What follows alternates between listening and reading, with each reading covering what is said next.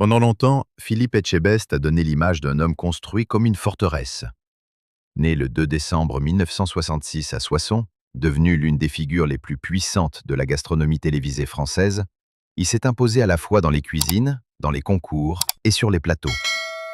Chef à Bordeaux de Maison Nouvelle, récompensé de 2 étoiles Michelin en 2025, et de La Table d'Hôte, le 4e mur, étoilé depuis 2018, il est aussi depuis 2015 l'un des visages majeurs de Top Chef, après avoir déjà imposé sa présence dans Cauchemar en cuisine, Objectif Top Chef, Cauchemar à l'hôtel et, plus récemment, Un chef au bout du monde. Sa carrière publique ressemble à une ascension continue, presque écrasante, comme si rien ne pouvait lui résister. Mais les légendes télévisées mentent souvent par omission. Elles montrent le relief, jamais la faille. Chez Philippe Etchebest, la faille n'a jamais pris la forme d'une faiblesse visible. Elle s'est dissimulée derrière la rigueur, derrière l'exigence, derrière cette manière d'aller frontalement au conflit lorsque le travail n'est pas fait, lorsque la médiocrité s'installe, lorsque l'abandon menace. Son image publique s'est bâtie sur une équation simple: autorité, colère, précision. Pour beaucoup de téléspectateurs, il est devenu l'archétype du chef cash, du professionnel qui tranche, qui hausse le ton, qui secoue jusqu'à l'humiliation parfois. Cette réputation lui a donné une force médiatique immense. Mais elle a aussi nourri des critiques récurrentes sur sa dureté, son côté explosif ou la caricature de l'homme dur collé à sa personne. Lui-même a d'ailleurs reconnu que cette image pouvait relever d'une forme de caricature télévisuelle, même s'il n'a jamais renié son exigence. C'est là que commence le vrai récit. Car on ne devient pas cet homme-là par hasard. L'enfance et la formation de Philippe Etchebest se sont déroulées dans un univers de discipline, de travail et de pression. Très tôt, il grandit au contact du restaurant familial, dans un environnement où l'effort n'est pas négociable. En 1985, il rejoint la brigade de son père au Chipiron, puis multiplie les stages d'été pour se forger ailleurs, loin du cocon. En 1986, il entre aux Pyrénées, alors doublement étoilé, découvre les grands produits, les grandes exigences. Il enchaîne ensuite Tours, Cannes, puis Paris. À 22 ans, il rejoint la brigade du Clos Longchamp au Méridien Étoile. 6 mois plus tard, il prend déjà des responsabilités importantes. Très jeune, il doit imposer son autorité à des équipes plus âgées, plus expérimentées, parfois peu enclines à se laisser diriger par un gamin ambitieux. C'est là, sans doute, que s'affûte ce mélange d'armure et de tension qui ne le quittera plus. Il faut imaginer ce que cela signifie. Apprendre le goût en même temps que la domination de soi. Apprendre la hiérarchie en même temps que la solitude. Apprendre l'excellence sans jamais s'autoriser la moindre mollesse. Un tel parcours produit des chefs brillants, mais rarement des hommes apaisés. Chez Etchebest, tout semble venir de là. La difficulté à tolérer le relâchement, le besoin presque physique de tenir, de redresser, de lutter. Ce n'est pas simplement un tempérament. C'est une culture intérieure, une manière d'habiter le monde comme on entre en service, concentré, en alerte, prêt au choc. Et pourtant, à côté de cette colonne de feu, il y a eu une rencontre qui a tout déplacé. En octobre 1994, Philippe Etchebest rencontre Dominique. Elle vient de Toulouse, elle est déjà mère d'un fils, Charles, et à partir de ce moment-là, la trajectoire du chef ne sera plus seulement professionnelle. Dominique n'est pas devenue une silhouette décorative dans l'histoire d'un homme célèbre.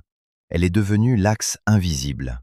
Celle qui, loin des plateaux, loin des projecteurs, loin des applaudissements, a occupé cette place rare, la compagne, la confidente, la structure, la présence qui stabilise.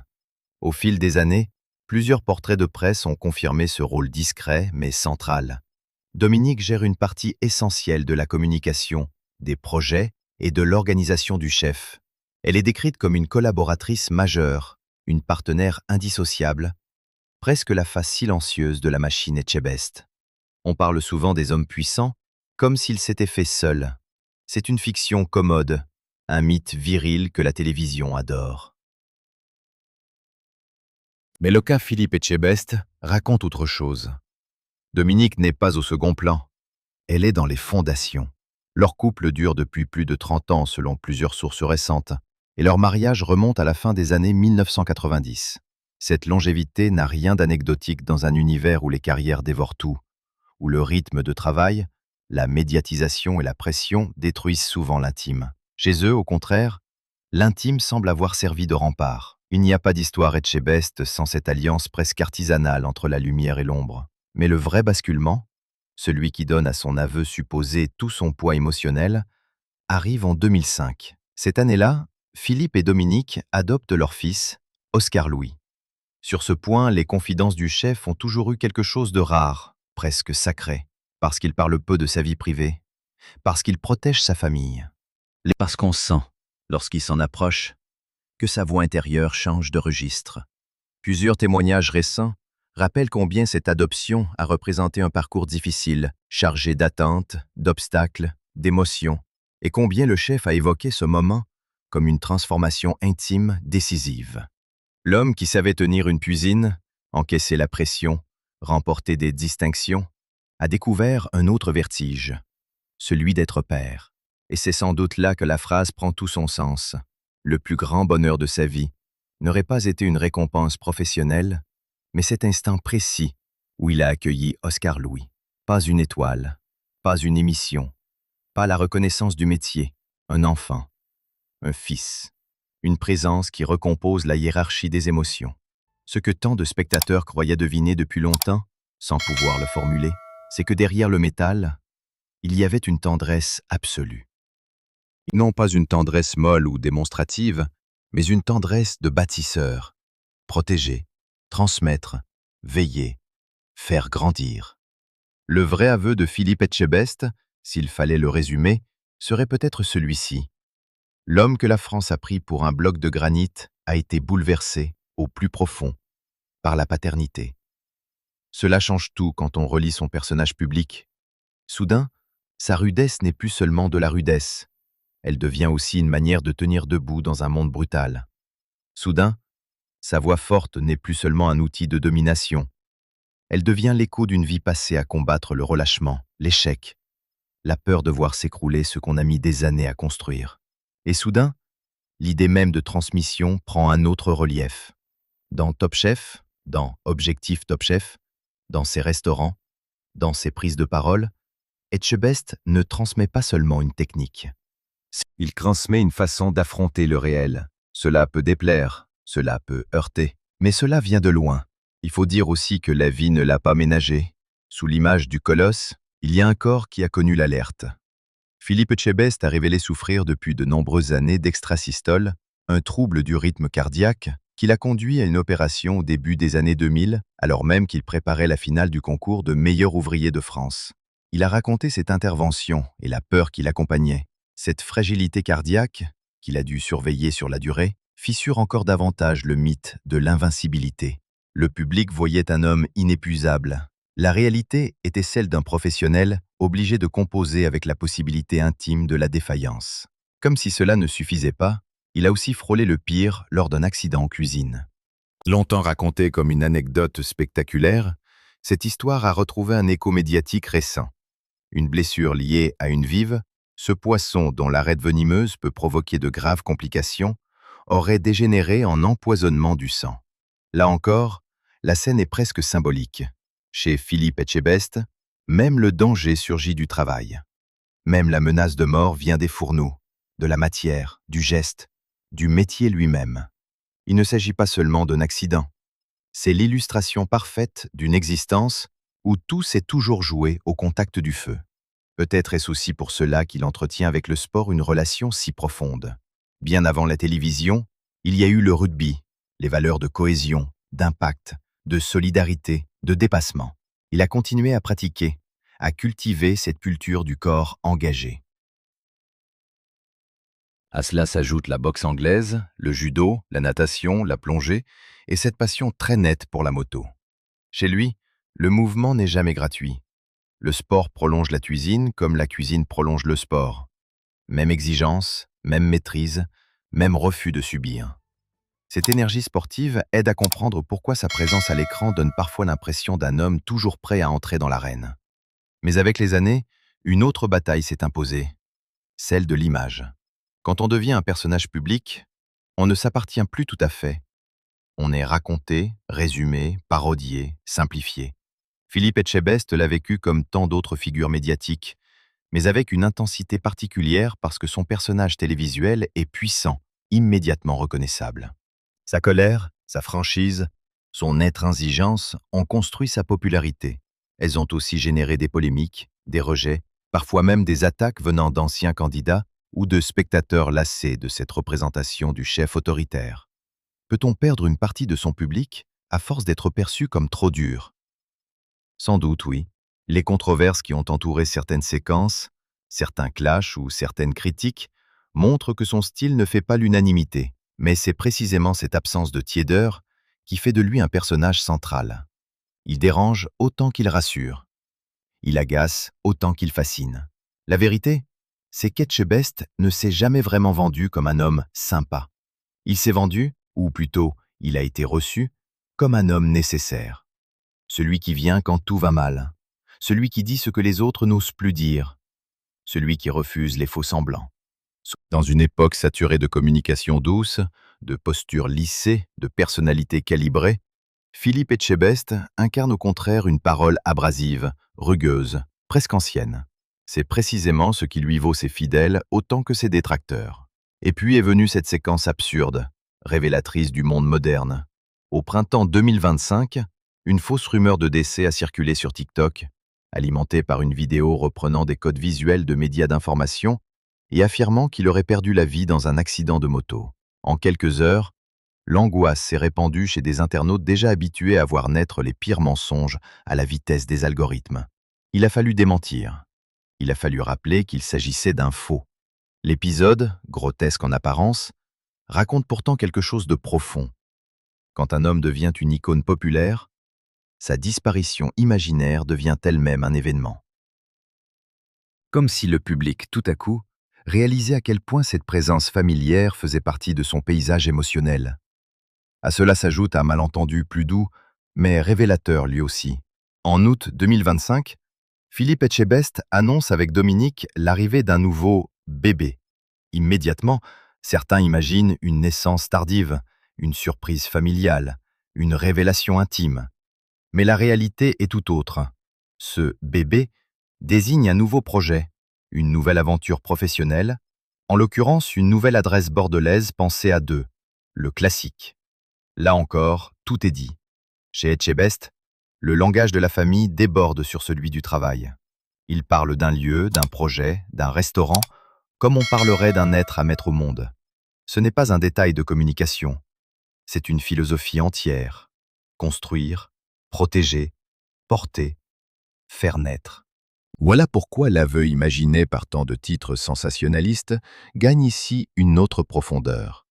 À 59 ans, Philippe Etchebest brise le silence et reconnaît ce que nous soupçonnions.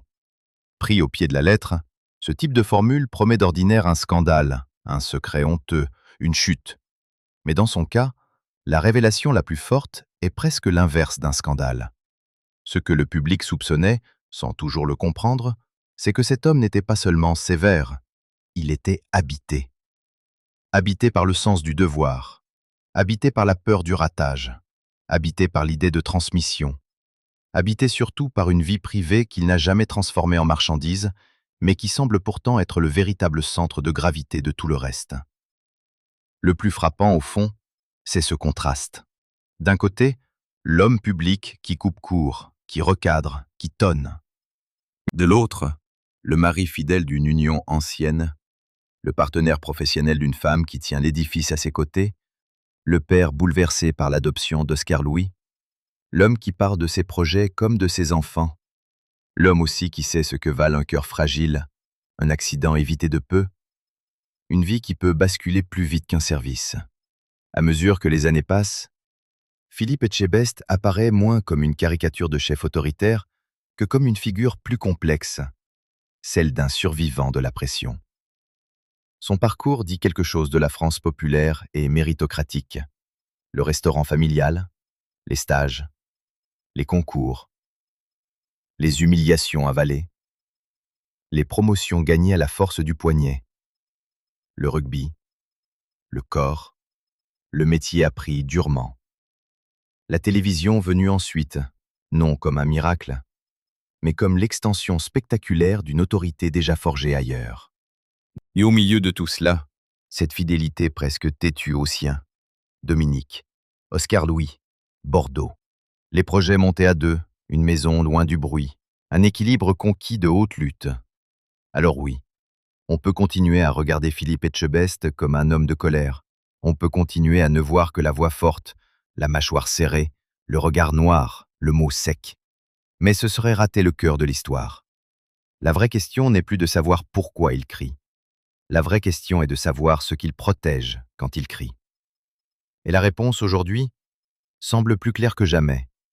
Il protège une certaine idée du travail, une certaine idée de la transmission, une certaine idée de l'amour aussi. Un amour discret, sans exhibition, un amour de bâtisseur. Peut-être est-ce cela, finalement, le secret longtemps gardé de Philippe Etchebest. Non pas un secret sulfureux, mais un secret plus rare. Dans un monde qui récompense le bruit, il a gardé pour lui l'essentiel. Il a laissé la télévision montrer le chef, pendant que la vie, la vraie, façonnait l'homme. Et lorsque, à 59 ans, il laisse entendre que son plus grand bonheur fut d'accueillir Oscar Louis et de le voir grandir avec Dominique, alors tout se réordonne. Les étoiles brillent autrement. Les émissions changent de couleur. Les colères elles-mêmes prennent un autre sens. Elles ne viennent plus seulement d'un tempérament. Elles viennent d'un homme qui sait ce que coûte chaque chose précieuse. Et c'est peut-être pour cela que Philippe Etchebest continue de captiver autant. Parce qu'il est l'un des rares personnages publics à n'avoir jamais tout livré, tout commenté, tout étalé. Parce qu'il garde une zone de silence. Parce que ce silence, justement, rend chaque confidence plus lourde, plus vibrante, plus humaine. Il ne s'effondre pas devant les caméras. Il ne joue pas la fragilité. Il ne monnaie pas sa pudeur. Mais lorsqu'un mot passe, lorsqu'un aveu filtre, lorsqu'un souvenir de père ou de mari apparaît entre deux phrases, alors on comprend qu'il y avait, depuis toujours, derrière l'homme de fer, un homme d'attachement. Philippe Etchebest n'a donc pas seulement bâti des restaurants, il a bâti une forteresse pour protéger ce qui compte. Et au sommet de cette forteresse, il n'y a ni trophée, ni étoile, ni audience. Il y a un nom, Oscar Louis. Il y a une présence, Dominique. Il y a une vérité, enfin débarrassée des malentendus. Le plus grand chef-d'œuvre de cet homme n'est peut-être pas dans une assiette, mais dans la vie qu'il a construite contre le temps, contre la peur, contre le vacarme. Et pourtant, plus on observe le parcours de Philippe Etchebest, plus une évidence s'impose. Les plus grandes batailles de sa vie ne se sont pas jouées sous les projecteurs, mais dans les silences. Dans cette époque où tant de célébrités exposent chaque émotion, chaque drame, chaque victoire intime pour nourrir leur image, lui a choisi une autre voie. Il a laissé parler le travail, les résultats, l'effort, la constance. Ce choix du retrait n'a pas rendu son histoire moins forte. Il l'a rendue plus dense, presque plus troublante. Car lorsqu'un homme aussi dur en apparence laisse filtrer une vérité aussi simple que bouleversante, celle que son plus grand bonheur fut d'accueillir et d'élever Oscar Louis avec Dominique, il ne dévoile pas seulement un souvenir, il révèle sa véritable hiérarchie intérieure. Soudain, tout ce que le public croyait comprendre de lui vacille. Le chef autoritaire devient un père. Le patron redouté devient un homme de fidélité. La voix qui gronde devient celle d'un homme qui a toujours eu peur, peut-être, de voir se fissurer ce qu'il aime. Et c'est sans doute cela qui rend son histoire si profondément humaine. Derrière la discipline, il y a l'attachement. Derrière la rigueur, il y a la protection. Derrière la légende du chef, il y a un homme qui a trouvé dans sa famille une victoire plus grande que toutes les consécrations. Finalement, ce que Philippe Etchebest semble reconnaître aujourd'hui, ce n'est pas seulement une émotion longtemps gardée. C'est le fait que la vraie réussite ne se mesure ni en étoiles, ni en audience, ni en renommée, mais dans la solidité des liens que l'on parvient à préserver au milieu du tumulte. Si cette histoire vous a touché, si vous aimez ces récits intenses, humains et plats de vérité cachée sur les grandes figures publiques, n'oubliez pas de laisser un like, de vous abonner à la chaîne et d'activer la cloche pour ne manquer aucune prochaine vidéo. Dites-moi aussi en commentaire quelle personnalité vous aimeriez découvrir dans un prochain portrait. Votre soutien fait toute la différence Et c'est grâce à vous que ces histoires continuent de vivre.